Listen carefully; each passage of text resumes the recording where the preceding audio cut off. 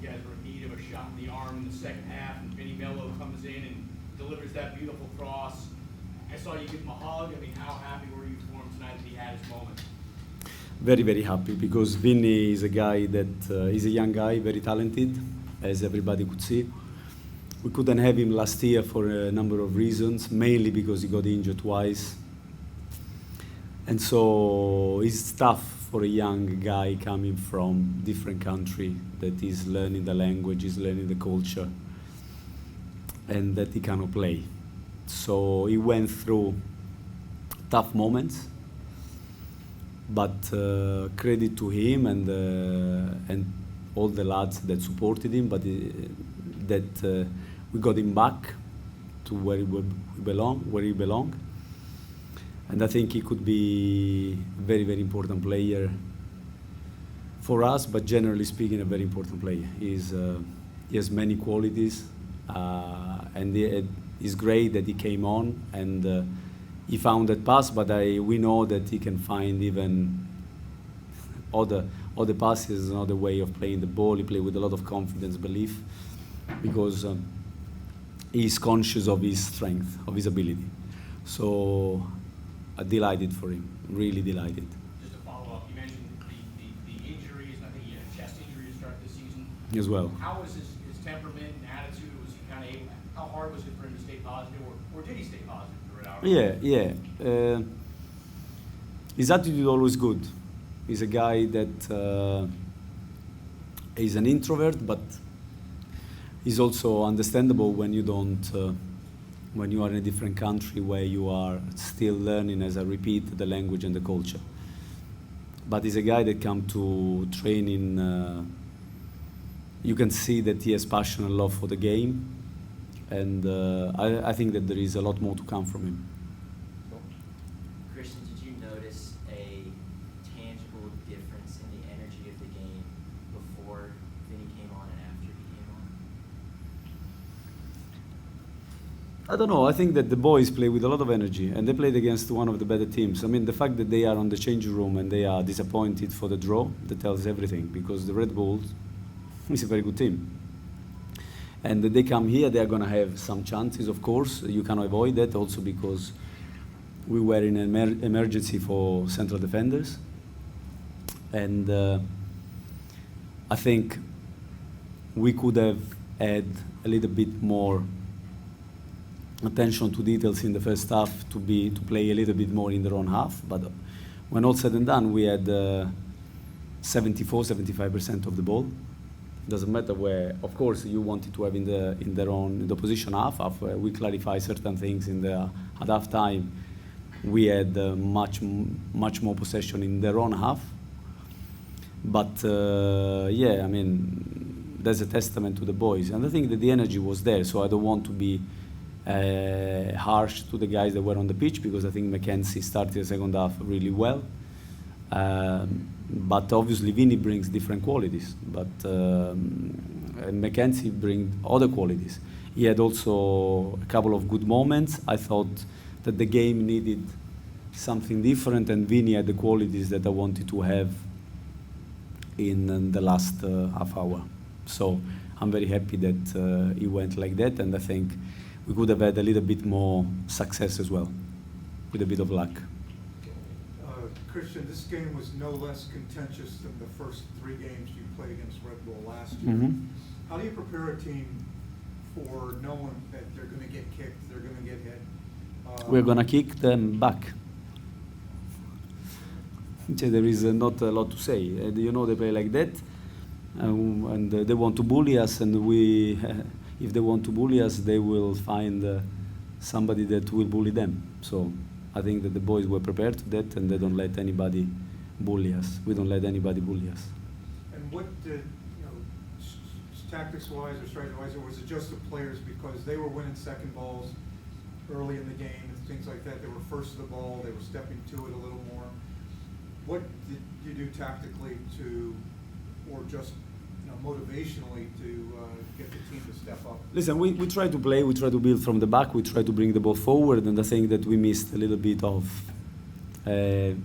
details. We are finding still the solution within our structure.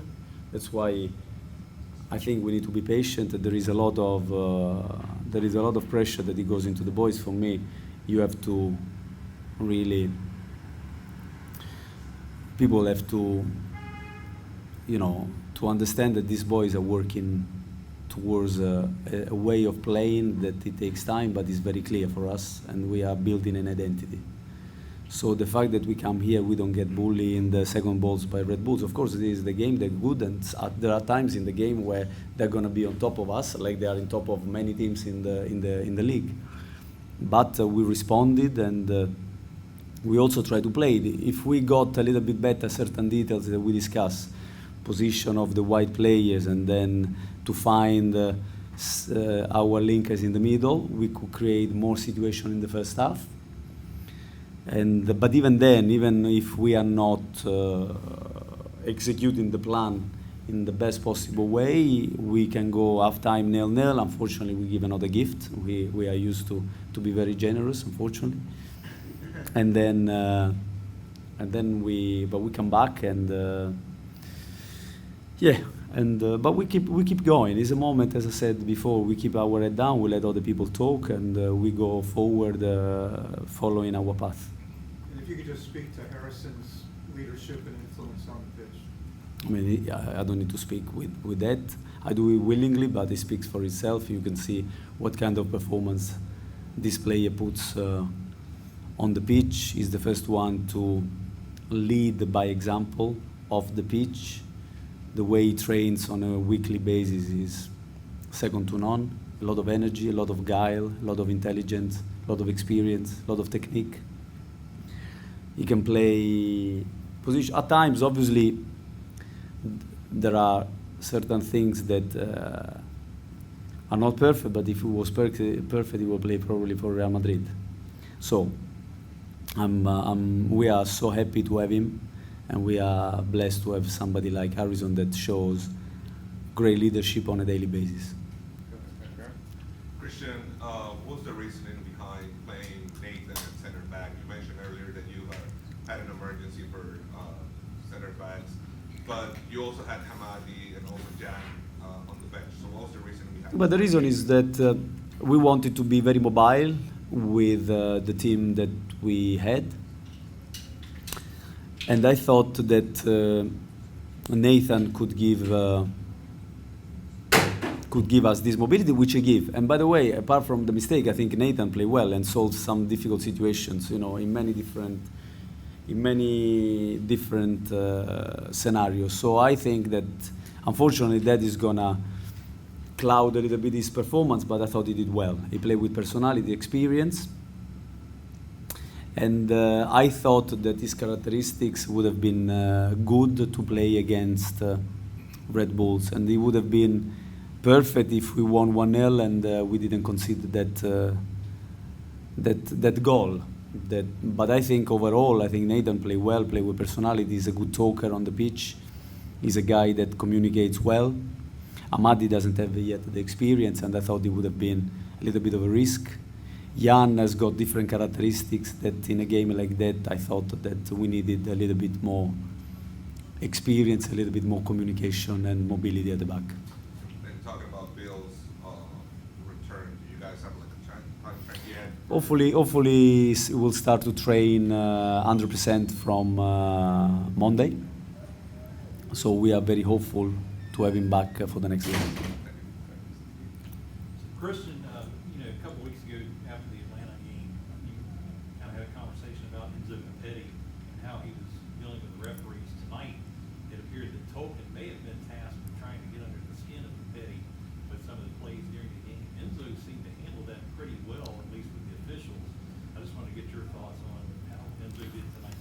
Yeah, Enso is a big asset for us, and I think that he's understanding more and more where he is. Obviously, when you play in Argentina, certain things are expected or allowed. You go a different country, you have to adapt. He's adapting, he's listening to what we are saying to him. Not 100% because I wasn't happy with his yellow card. But no, overall, I think his game back to the goal, and he gives this energy all the time. And sometimes he overspills, even in the case of the yellow card, but I'd rather have that than somebody that you have to push to bring this energy. I think that Enso is adapting better and better. He's there for us in the box, outside of the box. He always makes runs. He is ready to press. We just have to make sure that we serve more balls to him because he will be there to finish them off. Just touching on Nathan at center back Mhm. again. I mean, with the limited options you had at center back, and Jan not getting the go ahead, Who? Jan Sobachinski Mhm. not getting the start today. Do you see a future for him in this Charlotte FC squad? The door is always open to every player, Jorge. For us, for me, the door is always open. There are certain players are important for certain characteristics that we might need in part of the game, and I think Jan showed that last year when we had to close the game down or to get a draw, like it happened in Columbus, like it happened against Red Bulls at home, the very first match, but we were winning at the time. So listen, the door is open for everyone. I just have to make decisions that sometimes don't please all the players because we have a roster and only 11 can play and only up to 5 can come onto the pitch. But they have to keep working hard. There is a competition and there are characteristics that me and the coaching staff will choose during the games that can help the team to get a result. Not always we get them right, but this is our job and we need to take decisions before the situation develop. So yeah, I don't close the door to anyone. Certainly I don't close the door to Jan. And if you work hard and well, the experience taught me that opportunity will come. You just have to be ready to take the opportunity. And then it marks three games for Cisniega and 2 for George Marks now in this 5-game period. Have you made your decision on who's that number 2 as we wait for coming in? For now, I have to take the decision who is the number 1, let alone the number 2. So at the moment, George again played well today, I thought. And it's a competition with all the players. Pablo had his opportunity for the first 3 games. George got the red light for Orlando. I thought he took his opportunity. Today I thought he played well again. So it's a competition, open competition always. I don't see why for the goalkeeper should be different. Sure, the last question would just be, you had 6 shots today, only 1 on target. What do you think is missing from this team to unlock? The other 5. To truly unlock that ability to score.